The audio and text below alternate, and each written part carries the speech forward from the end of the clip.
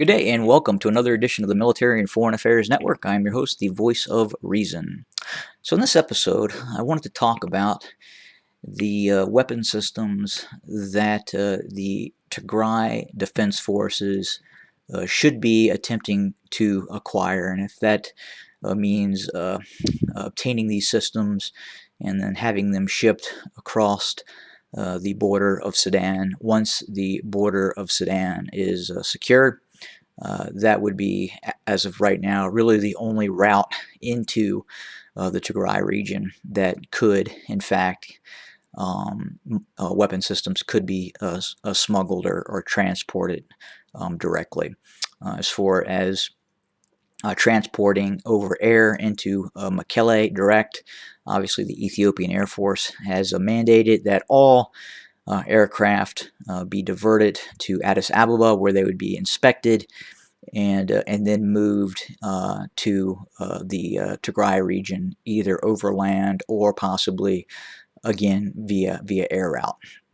But what weapon systems right now would be the most valuable for the Tigray Defense Forces? Well, first and foremost, I would say the highest priority would be obtaining man-portable guided anti-tank missile systems. So that would be in the form of possibly a Metis M, Cornet, Milan, the American TOW, that sort of missile with a range in excess of 2,000 or of 2 kilometers or 2,000 meters plus. But these systems are not just good for hitting targets very precisely in terms of tanks and armored fighting vehicles. They can also obviously be used to destroy trucks, lighter vehicles, and also bunkers, fortified positions, as we have seen inside of Syria. And especially in the Tigray region, given the terrain, the ability to have a couple of wire-guided anti-tank systems on the tops of terrain features would be of incredible value, and would have the ability really to kind of shut down movements of forces that would be trying to supply or move in column across the Tigray region or even enter the Tigray region.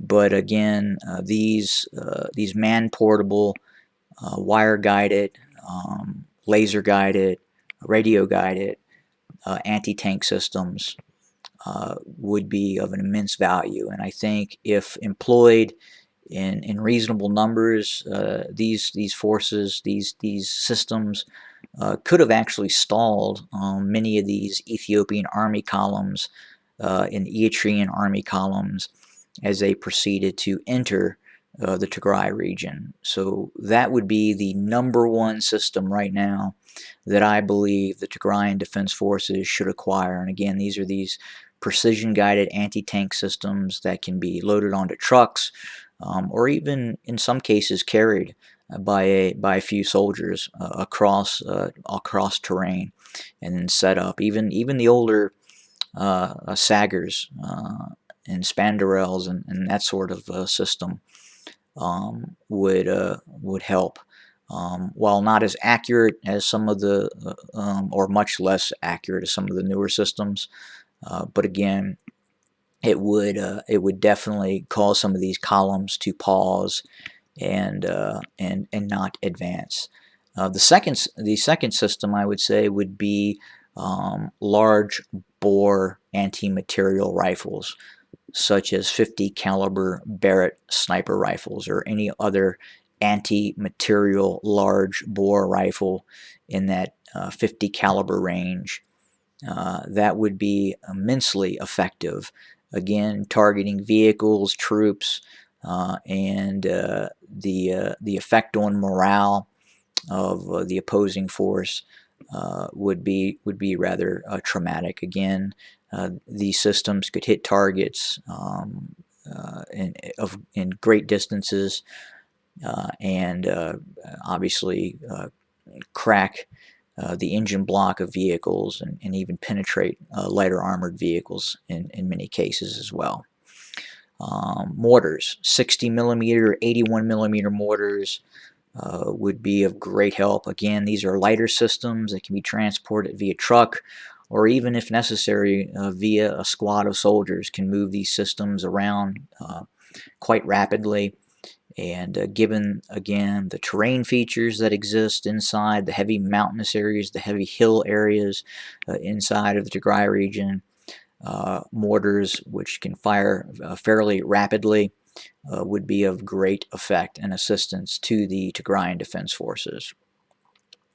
Another system that the TDF should possess, obviously, regular sniper systems or more accurate rifles.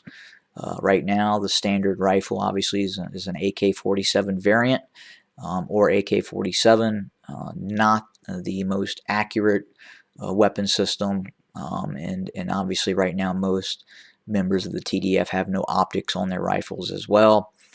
So that further decreases the engagement ranges or requires them to basically spray and pray.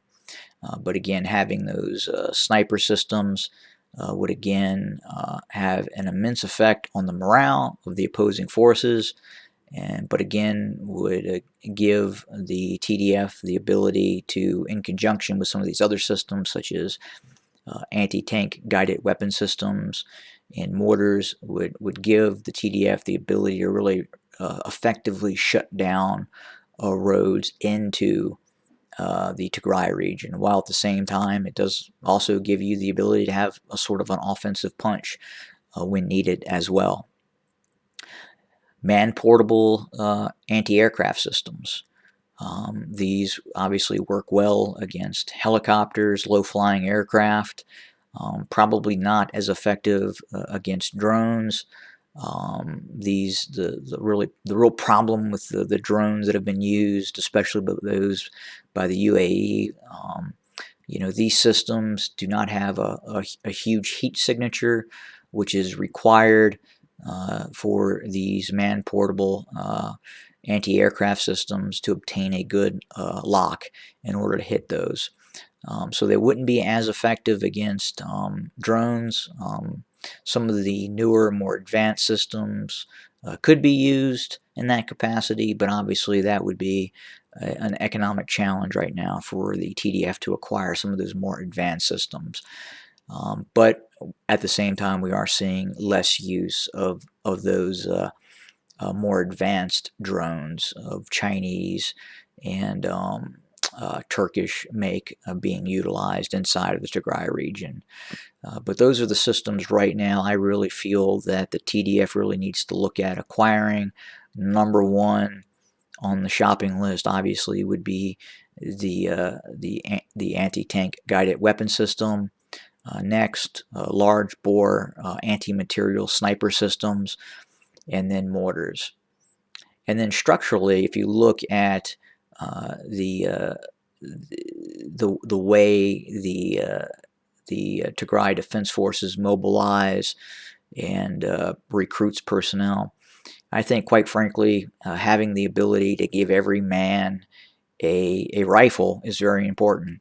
So eventually, the possibility of setting up a production facility to possibly manufacture the AK-47, possibly manufacture lower technology RPGs would be very, very helpful. And that would give the TDF the ability to supply every fighting age male a firearm, which would be incredibly important.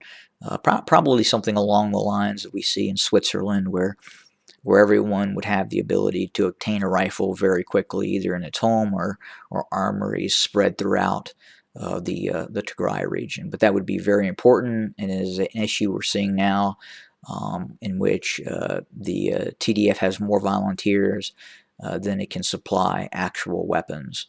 But those right now, I think, are the systems that the TDF should really focus on acquiring. Again, anti-tank weapon systems, both guided and unguided, guided preferably, large bore sniper systems, and then the possibility of obviously 60 millimeter, 81 millimeter mortars, and man-portable anti-aircraft systems. That would be high on the shopping list right now, in order to prevent further operations, while at the same time it would give the TDF the ability to mount offensive operations, especially with the mortars, the anti-material rifles, and then obviously the most important on the shopping list is the anti-tank guided weapon systems.